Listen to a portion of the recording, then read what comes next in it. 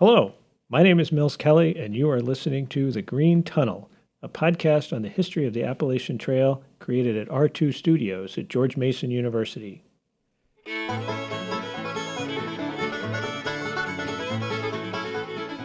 Before we get to our story, I need to say a quick word about naming.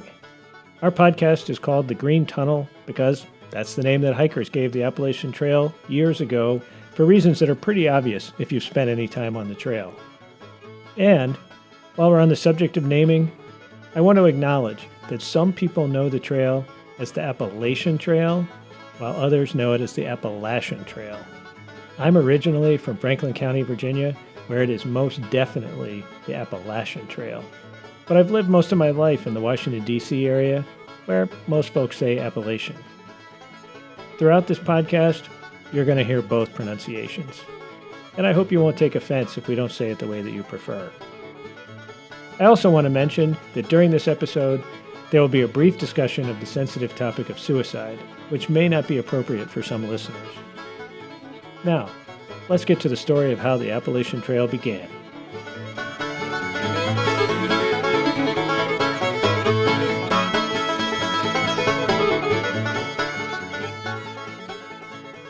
In early November 1935, Benton MacKaye wrote a brief letter to Myron Avery. MacKaye was the man who had dreamed up the Appalachian Trail 14 years earlier. Avery was the man who was making MacKaye's dream into a reality. The relationship between the two men was tense at that particular moment. And in his letter, MacKaye made it very clear what it was that they were arguing about. You are for a connected trail, whether or not wilderness. I am for a wilderness trail, whether or not connected. MacKaye wanted the AT to be a trail where hikers could vanish into nature for a few hours or a few days. It would be a place for health, a place to breathe clean air, a place to leave the noise and the clamor of the city behind. Avery wanted one continuous trail all the way from Maine to Georgia, a place where hikers could test themselves, a place for exercise in nature. For MacKaye, the trail was an ideal. It was a place he liked to talk about and write about, but it wasn't a place he visited all that often. For Avery, the trail was a job he did when his regular work week had ended. It was a place he visited constantly. Their clashing visions of what the Appalachian Trail should be boiled over in late 1935. Ever since, the leaders of the trail project and hikers on the trail have debated the same issue that divided MacKaye and Avery. In this moment, when tens of thousands of people have gone to the AT to escape COVID quarantines for a few hours or a few days, news stories abound about the trail being loved to death. Since Labor Day, Roanoke County Police have had to tow 25 cars near the McAfee Knob trailhead. 14 of those were last Saturday alone. Baxter State Park is also known for something else that makes it special, the final section of the Appalachian Trail. Baxter State Park Director Jensen Bissell says some are violating wilderness park rules when they climb Mount Katahdin, hiking in large groups, for example, relieving themselves too close to the trail and not cleaning up, drinking and smoking pot at the summit, and generally whooping it up. Some of those concerns include erosion, litter, and overuse, just to name a few. It's a double-edged sword, though, because local leaders want visitors because they boost the economy, but they don't want people to love the trails to death. At their heart, these stories are as old as the Appalachian Trail, as old as the dispute between two of the most prominent founders of the trail.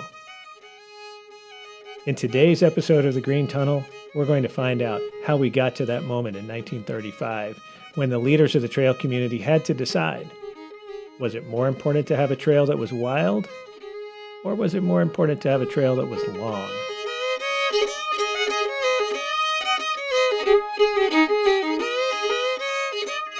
The thing about Benton MacKaye was that he was one of those people who was always coming up with big ideas for making the world a better place. That MacKaye should be that way was really no surprise, because he was the son of a true 19th century impresario, Steele MacKaye, a playwright, an actor, and a promoter. He's a really fascinating person from a really fascinating family. His father, Steele MacKaye, had 17 patents. He was a very inventive guy and a playwright. He was an idea guy. And what's really interesting as it relates to Benton is that his father had a series of roller coaster rides where he would have a great idea, for example, bringing Buffalo Bill Cody to Madison Square Garden to put on a Wild West show that he wrote and made boatloads of money. And then he'd come up with another idea, fund it with his money, and lose it all.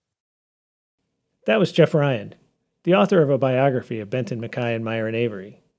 Following his father's death, MacKaye's childhood was anything but conventional. He bounced around between Washington, D.C. and the family home in Massachusetts, and at times was essentially educating himself rather than being in school. My name is Larry Anderson. I'm the author of a biography of Benton MacKaye called Benton MacKaye, Conservationist, Planner, and Creator of the Appalachian Trail. So he had an unconventional education as a kid. He was bouncing around different communities, schools. He was sort of self-educated almost. Some years, as far as I could tell, he wasn't in school. The family would move to Washington. He spends the year, at age 14, he spends most of the winter in the Smithsonian. He's a truant. He's working in the labs of the Smithsonian. The guys see him in there every day, and they invite him into the labs. He's working, sorting shells and so forth at age 13. And throughout his life, really from childhood until he died, MacKaye was always aware that his economic circumstances were tenuous. Sometimes there was money, most of the time there wasn't. But he did go off to Harvard, where he got a degree in forestry, and before long was hired by a brand new federal agency, the U.S. Forest Service, to help with watershed management planning. For the next 4 decades, MacKaye would be in and out of federal service, with the Forest Service, the Tennessee Valley Authority, and the U.S. Department of Labor. But he never seemed to be able to make any of those jobs stick. One year he would have a great job doing interesting things. The next year, he would be back looking for work again. Like many progressives of that era, what he did learn in those years of federal service was a real appreciation for the role of government in changing the world. According to historian Sarah Mittelfeld, so he was kind of an interesting character because he was a product of big government and felt very strongly that big government played an important role in land reform and economic and social reform, but also really celebrated rural people and rural places. And that was really instrumental and foundational to the whole idea of the Appalachian Trail.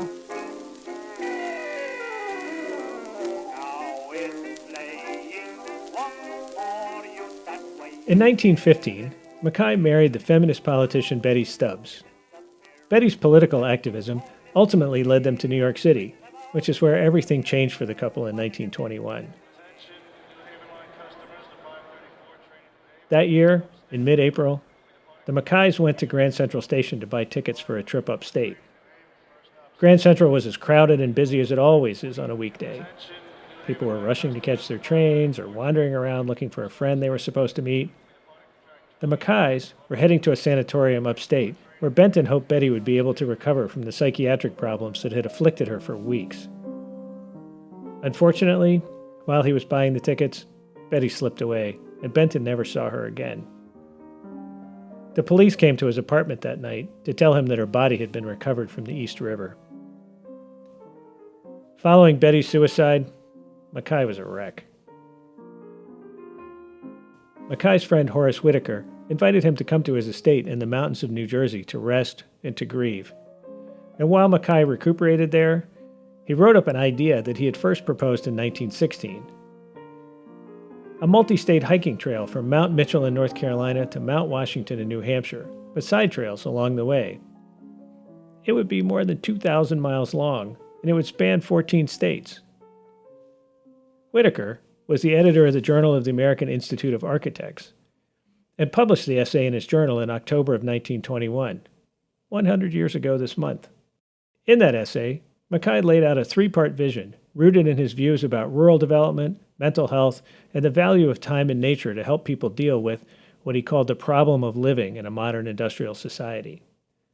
He wanted the trail he proposed to help revitalize rural communities that were depopulating in the early 20th century, and he wanted workers in the big cities of the East Coast to be able to spend some time under the trees, to get some oxygen, and some quiet back into their lives.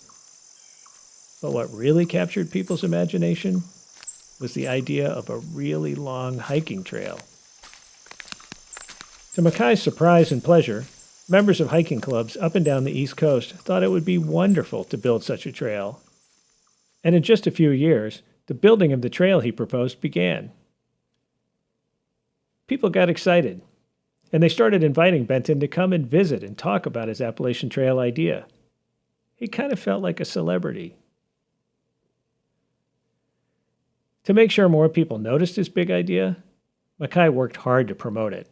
They immediately decided to put it in a pamphlet. They start sending them around to this mailing list that MacKaye has compiled of this network that he knows.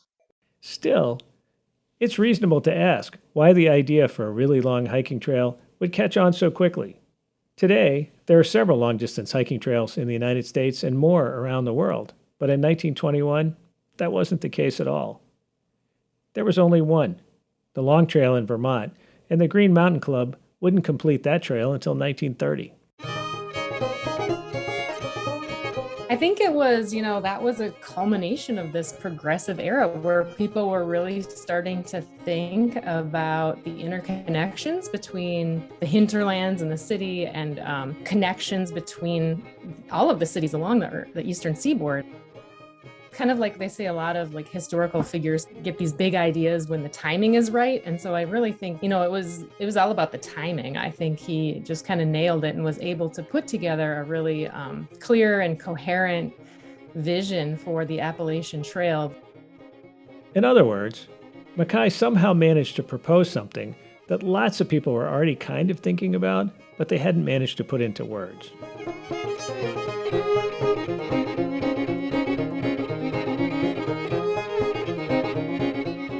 Excitement about the idea of an Appalachian Trail had to be translated into action. Enthusiasm didn't build trails after all. Work was required. Hard work. By early 1925, it was clear to MacKaye and others that all the small trail building efforts that were happening needed to be coordinated. So he did something his many years of government service had taught him how to do. He convened a meeting. But not just any meeting. The men MacKaye brought together in Washington, D.C. on March the 2nd, 1925, were a who's who of the American conservation movement and federal agencies concerned with land conservation. Stephen Mather, the first director of the National Park Service, was there, as was Arthur Comey, the secretary of the New England Trail Conference. William Greeley, director of the U.S. Forest Service, was there, and so was William Welch, head of the Palisades Interstate Park Commission, who chaired the meeting. These guys were men of action, men who knew how to get things done, men with connections to money and the power of federal and state agencies. During the course of the meeting, they decided to form what they called an Appalachian Trail Conference that was a loosely organized confederation of various local trail clubs up and down the East Coast. These clubs committed themselves to coordinating their activities and to completing the building of the 2,000-mile trail. In a harbinger of what was to come in just a few years, they gave Benton MacKaye no role in managing the organization that he had called into being. It was apparent to all of them that MacKaye didn't have the managerial skill to run a sprawling organization like the Trail Conference. Instead, they gave him the task of continuing to promote the trail by giving lectures, writing stories for newspapers and magazines, things he was good at. By all accounts, he was a compelling guy to listen to. Mumford said if he could write the way he talked, he would be better known than Mark Twain. It didn't take long for the trail building project to really gather steam. Almost immediately, volunteers were out in the woods, marking off sections of trail, organizing things, getting dirty and having fun. One of the reasons it caught fire, partly because there was the economic conditions and the sort of freedom. There's no war, there's no depression in the 20s. People have cars. People had the leisure and the means to do this kind of recreational work, but that work began instantly almost. People got the idea and said, oh, we can do that. But if anything disappointed MacKaye during this time, and if it did disappoint him, he didn't talk about it. It would have been that his trail, a project he hoped would provide industrial workers an opportunity to spend time in the forests, turned into a middle-class playground. Middle-class people, not workers, were the ones who had cars and leisure time and money. And then, in 1927, just when everything was going so well, a new guy arrived on the scene. A new guy who would transform the Appalachian Trail. That man's name was Myron Avery.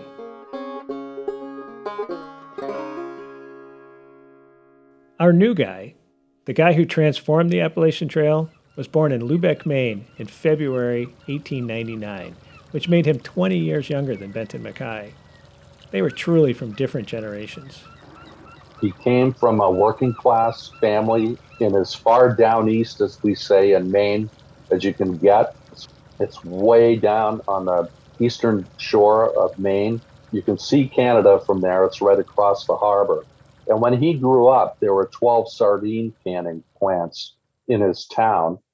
And his father was the manager of one of the plants. And that taught him about hard work. It also taught him that he didn't want anything to do with living near a sardine factory. So he started hanging out at Mount Katahdin, well inland, which ended up being the northern terminus of the trail, largely to his credit.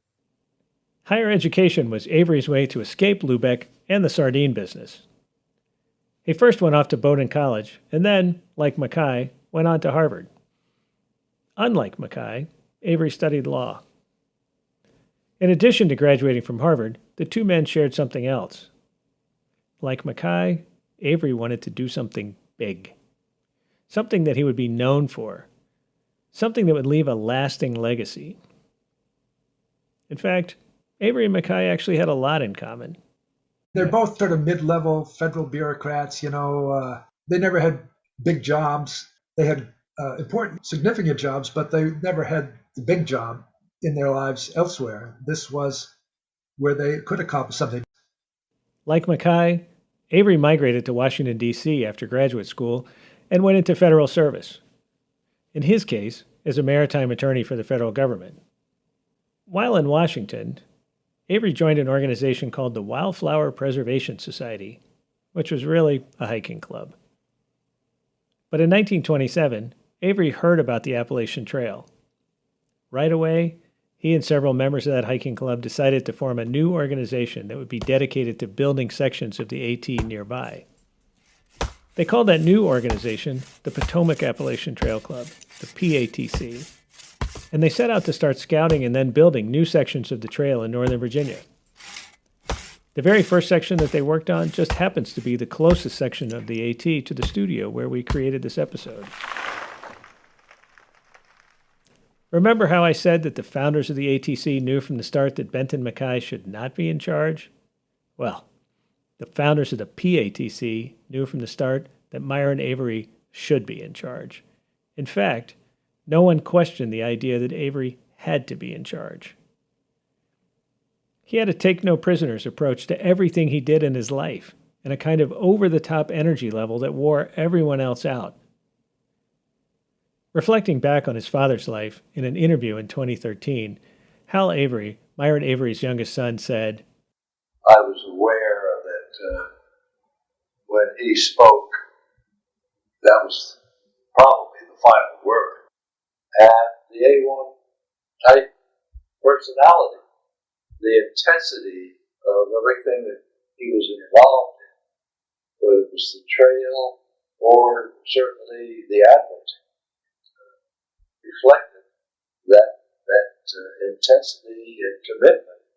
And I think that had a great deal to do with the stress that ultimately 3 heart attacks wiped him out.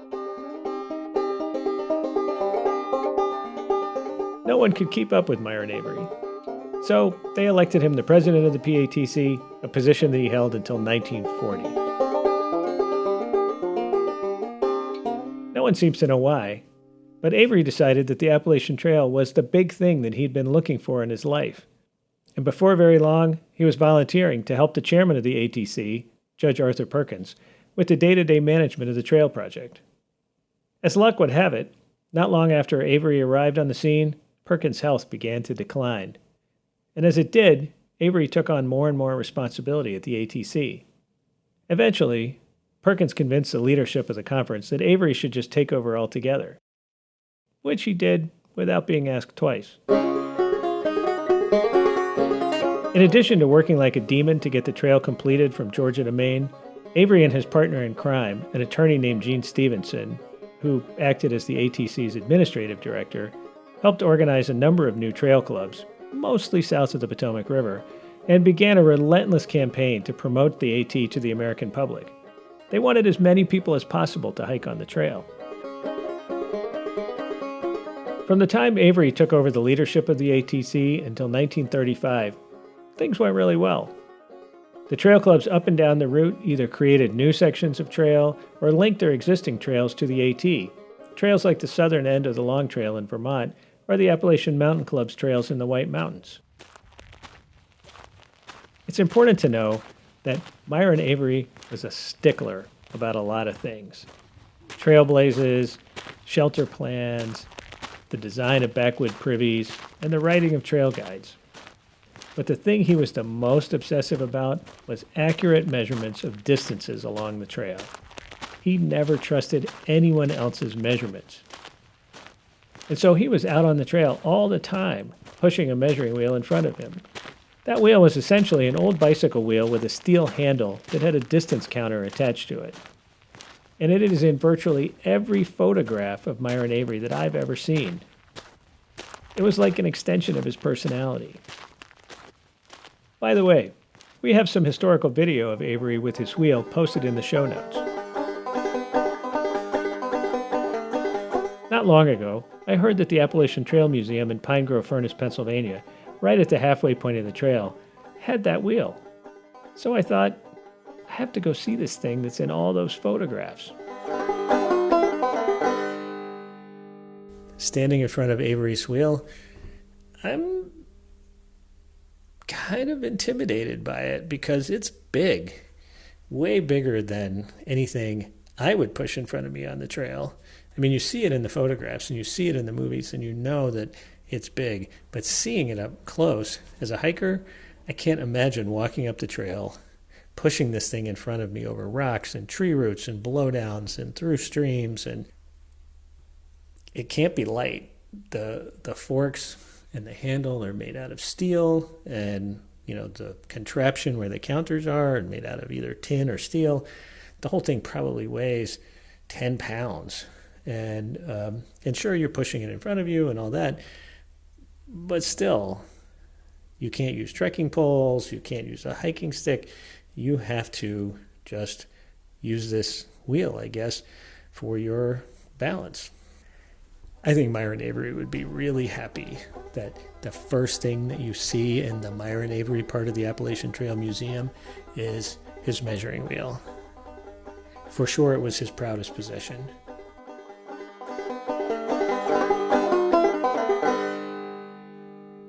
Myron Avery's energy, commitment, and I have to say, pushy personality helped make the trail a reality. But he didn't do it all alone. Gene Stevenson, who we'll have a lot more to say about in a future episode, managed the administrative offices of the ATC back in Washington and held things together while Avery was out in the field. Trail scouts like Walter Green in Maine, Roy Osmer in Georgia, and George Massa in North Carolina helped find routes through the wildest parts of the mountains. Avery and Stevenson helped found a number of new trail clubs, mostly south of the Potomac River, whose members went to work marking out and building the trail. It was all coming together nicely. And then, on July 18th, 1931, something happened that led to the final break between Benton MacKaye and Myron Avery.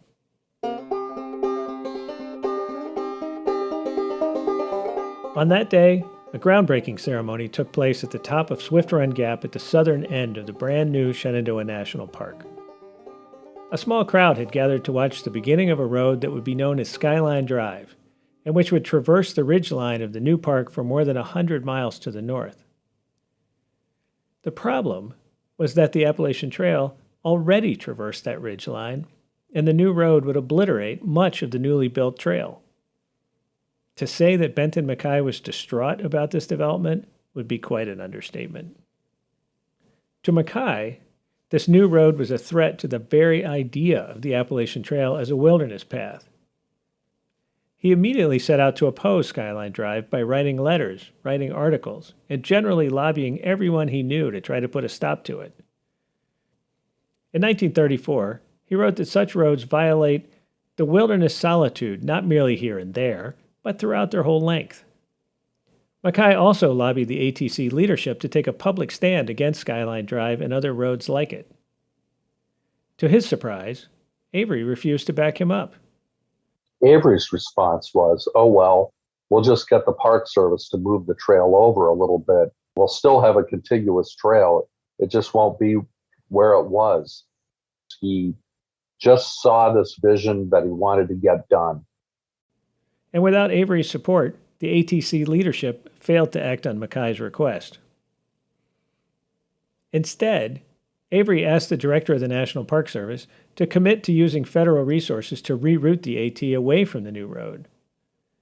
Avery hoped to get help from the newly formed Civilian Conservation Corps, not only in Virginia, but also further south and especially in Maine. And making nice with the Park Service seemed like a good move. According to Jeff Ryan, when MacKaye learned that Avery was trying to work with the Park Service instead of opposing the road, he was incensed. So incensed that he wrote a scathing letter to the Park Service director, Arno Kammerer, trying to convince him to put a stop to Skyline Drive. When Avery found out what MacKaye was up to, he tried to shut MacKaye down, basically telling him to stay out of what Avery saw as an administrative matter related to the building of the trail. Their dispute over Skyline Drive simmered along for a little while, finally coming to a head in 1935 at the annual meeting of the ATC, coincidentally at Skyland Resort in Shenandoah National Park, which the attendees reached by car on the new Skyline Drive. MacKaye didn't attend that meeting, which was a mistake. In his absence, Avery engineered a change in the ATC bylaws that removed most of MacKaye's supporters from the organization's leadership and essentially gave Avery full control of the conference. Avery and MacKaye continued to battle over this, and within 3 years, they just got to a point where they realized they were never going to come to consensus, and something had to happen. MacKaye had been writing articles for national publication about stopping Skyline Drive. Meanwhile, Avery was marshaling his significant political power within the organization to basically exact a coup with which he pushed MacKaye out of the organization. With this new structure, Avery pushed through a resolution that committed the ATC to working with federal agencies rather than opposing them, and with that, MacKaye's views were pushed aside for good. In a letter to Avery in November 1935, MacKaye summed up their differences.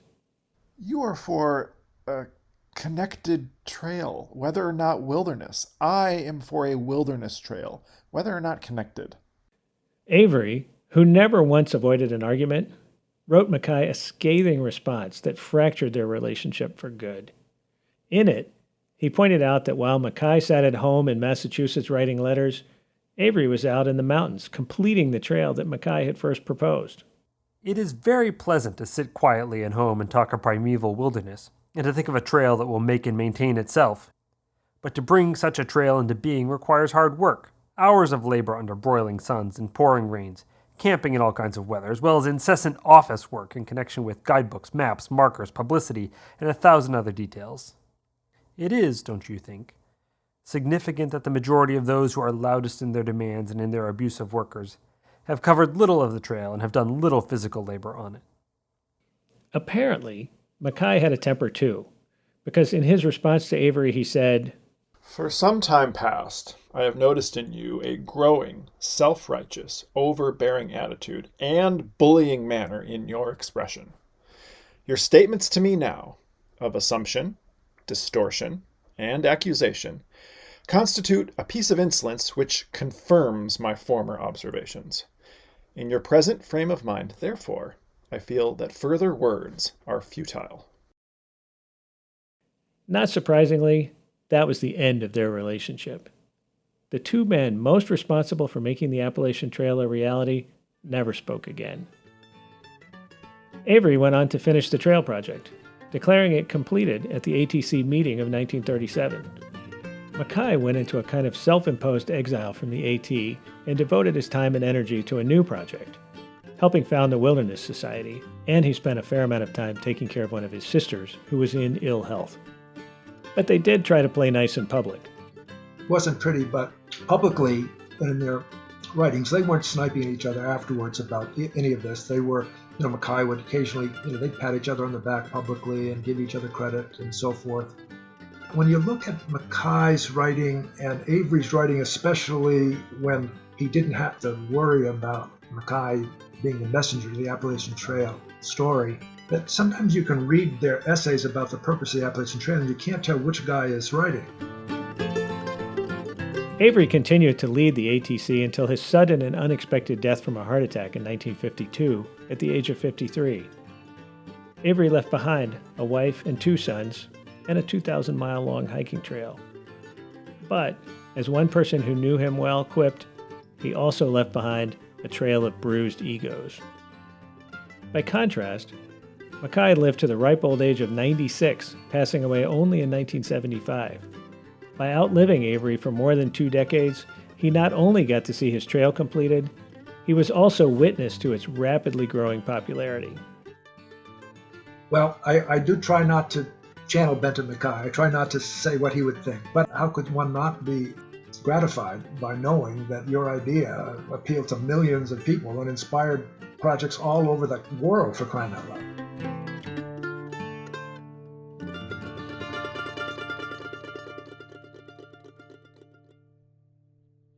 That's it for the first episode of The Green Tunnel. This episode is produced by me, Mills Kelly, and Abby Mullen, the head of our studios. It was edited and mixed by Abby. Special thanks to our guests, Jeff Ryan, Larry Anderson, and Sarah Middlefelt. Thanks also to the Appalachian Trail Museum for letting us visit with Myron Avery's measuring wheel, even though they were closed that day. Our music is by the award-winning musicians Andrew Small and Ashley Watkins from Floyd, Virginia. Andrew and Ash are also the hosts of the Floyd Radio Hour, which if you haven't listened to, you're missing out. To learn more about all of our guests, see more visuals and supplemental materials, and to read a full transcript of today's episode, visit our website at greentunnel.rrchnm.org. Before we go, I'd like to ask a favor. Okay, 2 favors. First, we'd like to ask you to follow our show in your favorite podcast platform. And we'd also like to ask you to post about our show in your social media feeds. That really helps us grow our audience. For now, thanks for listening, and we'll see you soon with episode 2.